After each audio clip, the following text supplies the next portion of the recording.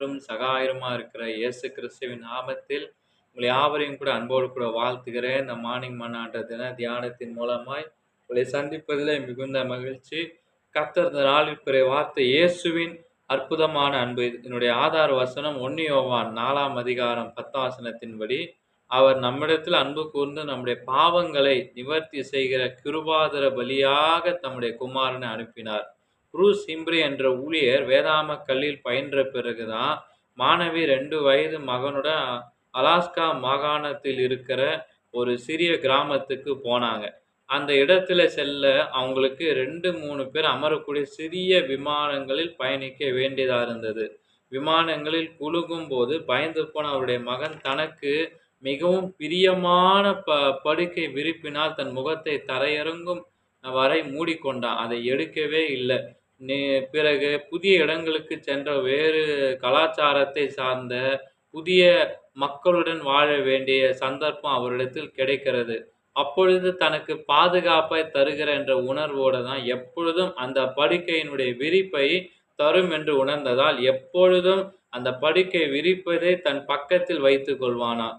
அவன் அநேக நாள் பயன்படுத்தியதாக தன் பக்கத்தில் அந்த விரிப்பு இல்லாட்டினா அவன் தூங்கவே மாட்டானாம்.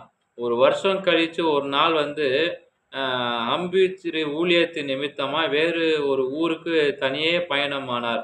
பயணத்திற்காக தன்னுடைய பெட்டியை அடுக்கிக் கொண்டிருந்தபோது அவருடைய மகன் அந்த சின்ன விமானத்தில் எப்படி தந்தையை பறப்பார் என்று கவலைப்பட்டானாம். செய்தி கொடுக்க வேண்டிய ஊரை அடைந்தும் தன் ஓட்டல் அறைக்கு சென்று பெட்டியை தர அங்கே தன் மகனுக்கு பிரியமான விரிப்பு இருந்ததை அவன் என்ன பண்றான், அதிர்ச்சி அடைகிறாரு.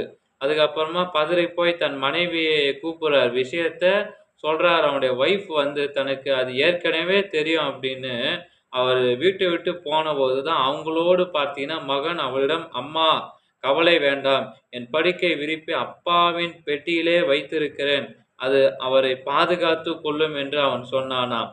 என்றும் அமைதியாய் அவன் கூறினான். தன் மகன் மீது எத்தனை அன்பு வைத்திருந்தால் தனக்கு சுமை படுக்கையினுடைய விரிப்பை விட்டு கொடுத்திருப்பான் அப்படின்னு நினைத்த ஹம்பிரி நெகிழ்ந்து போனாராம். இந்த வார்த்தை மூலமாய் பேசும்படியே கர்த்தர் கொடுத்த ஸ்லாக்கியத்திற்காக நான் ஆண்டவருக்கு ஸ்தோத்தரிக்கிறேன். ஜெபம். பிதாவே, என்னை மிகவும் நேசித்ததால் ஏககுமாரன் எனக்காய் மரிக்க அனுப்பின பாவியான என்னை மீட்டு கொண்டீரே. நான் அந்த அன்பை நினைத்து உம்மை நேசிப்பதை வெளிப்படுத்தும்படியாக உம் வார்த்தைக்கு கீழ்ப்படிய உமது கிருபையை தாரும். இயேசுவின் நாமத்தில் ஆமென். Have a blessed day. God bless you. கர்த்தர் தாமே உங்களை ஆசீர்வதிப்பாராக.